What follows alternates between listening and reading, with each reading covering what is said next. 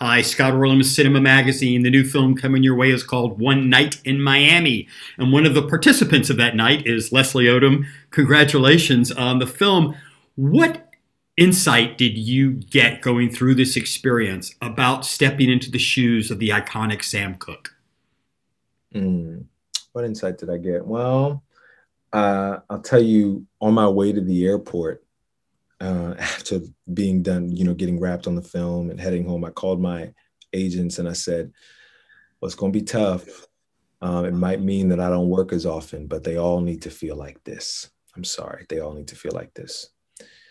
And what I meant was that, that exceptional script that Kemp gave us, that was a little out of our depth, just a little bit, it just forced us all to stand on our tiptoes a little bit and rise to the occasion, brought out the best in us, brought out the best in all of us.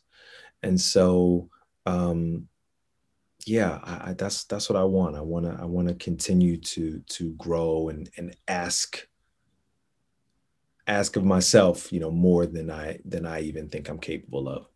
Your director, Regina King, I don't think she wasn't doing a documentary. She didn't want you to impersonate, Sam Cooke. But, you actually had to go through some musical performances on this. What were the little nuances that she wanted to kind of tip the hat? So it's an homage to him, but it's your performance. Oh, well, there was so much trust. The great directors really do trust the people that they hire. So that might be the greatest honor, to start out in that way. That's somebody saying, I value your expertise. I value your training. I value the work experience you've had. Go for it. Go for it. Tommy Kail did that on Hamilton. It's just so much.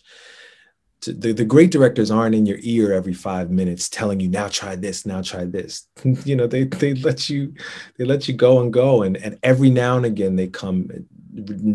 Regina is no different. Every now and again, whenever she would come and say something in my ear, it always made me better.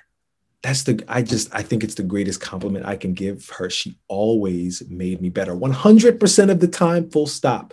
If she did make that short walk from behind the camera to over to my ear, it was going to send me down a more truthful path, a more entertaining path, sometimes a funnier path, something that I didn't consider. But so much trust. There's a great moment in the movie where these four men in the hotel room are having a discussion about civic responsibility, about the work that they produce. Do they have a social or political agenda with it and what they need to say or give back to the community? How did that, what kind of insight did that give you about the work that you're creating now?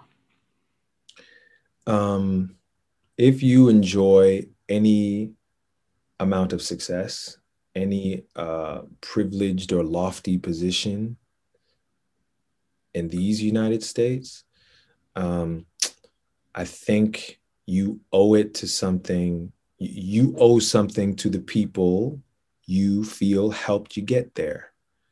I think you learn a lot by watching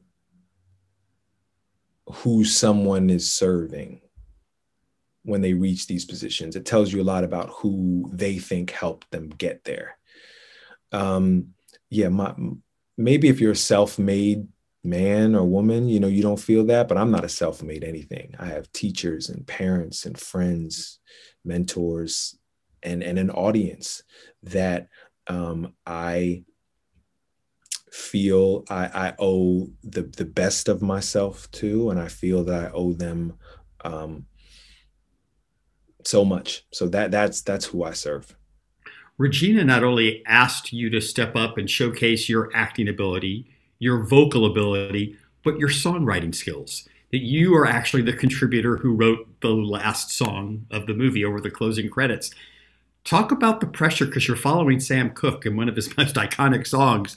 Right. What was your template? What was your driving force about what you wanted to sing about? Yeah.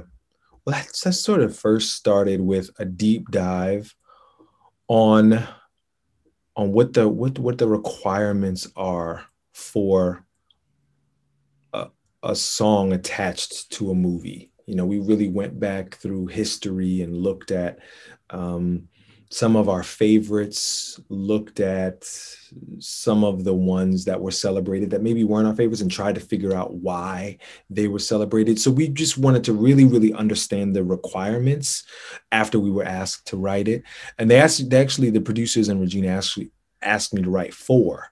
And they would, because they wanted to have a selection, so they chose their favorite one. But for Speak Now, Sam Ashworth and I went back to the original inspiration for Sam, which was Bob Dylan's Blowing in the Wind, of course. And we took that kind of as our inspiration. And at the same time, we were asking ourselves, you know, if Sam was here, you know, our first question might be, you know, hey, brother Sam, you said a change is going to come. When is it going to come? And if it has come, for whom has it come? So we really wanted to write a song that spoke to the times we live in the same way that those men might have or did. Well, congratulations. I mean, did you get to keep any of his performing outfits? Those are pretty cool suits. I did not get to keep any of them. You never know. Maybe they'll make part 2. Second night in Miami. No, I let them keep all the suits. Leslie, congratulations. The film One Night in Miami. And this is Scott. Till next time. Thanks, Scott.